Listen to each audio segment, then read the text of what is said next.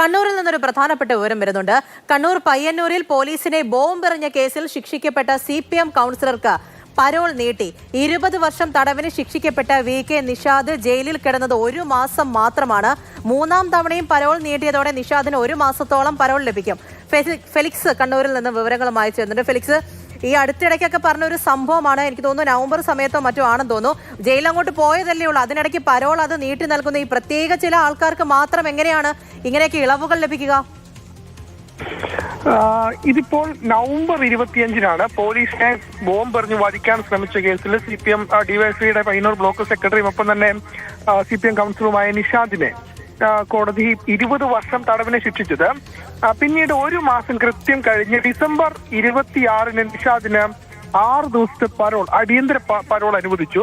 അത് അച്ഛൻ അസുഖബാധിതനാണ് എന്ന് പറഞ്ഞതുകൊണ്ടാണ് പരോൾ അനുവദിച്ചത്. എന്നാൽ പിന്നീട് ഈ പരോൾ വീണ്ടും നീട്ടി നൽകി. ഏറ്റവും ഒടുവിൽ വീണ്ടും ഇപ്പോൾ 3ാം തവണയും പരോൾ നീട്ടി നൽകി. അങ്ങനെ 1 മാസം മാത്രം ജയിലിൽ കിടന്ന നിഷാദിന് 1 മാസത്തോളം പരോൾ ലഭിക്കുകയാണ് എന്നാണ് ഏറ്റവും പ്രധാനപ്പെട്ട കാര്യം. അതിൽ ജയിൽ വകുപ്പ് നൽകുന്ന വിശദീകരണം, ആദ്യം തങ്ങൾ പരോൾ നൽകി, എന്നാൽ പിന്നീട് DGPക്ക് നൽകിയ കത്തിന്റെ അടിസ്ഥാനത്തിലാണ് വീണ്ടും പരോൾ അനുവദിച്ചത് എന്നാണ് ഇപ്പോൾ ജയിൽ അധികൃതർ നൽകുന്ന വിശദീകരണം. ഏതായാലും സാധാരണഗതിയിൽ 1 മാസം മാത്രം 20 വർഷം തടവിന് ശിക്ഷിക്കപ്പെട്ട ഒരാൾ ജയിലിൽ കഴിഞ്ഞാൽ അയാൾക്ക് 1 മാസത്തോളം പരോൾ ലഭിച്ചതായി നമുക്ക് അറിവില്ല. ഏതായാലും DYSP നേതാവിന് 1 മാസത്തോളം ഇപ്പോൾ പരോൾ ലഭിക്കുന്നു എന്നതാണ് ഏറ്റവും പ്രധാനപ്പെട്ട കാര്യം. ഈ കേസിൽ നിഷാദ് ഹൈക്കോടതിയിൽ ഹർജി സമർപ്പിച്ചിട്ടുണ്ട്. ഹർജിയിൽ പറയുന്നത് തന്നെ കുറ്റവിമുക്തനാക്കണമെന്നതാണ്. ആ ഹർജി 19-ാം തീയതി പരിഗണിക്കും.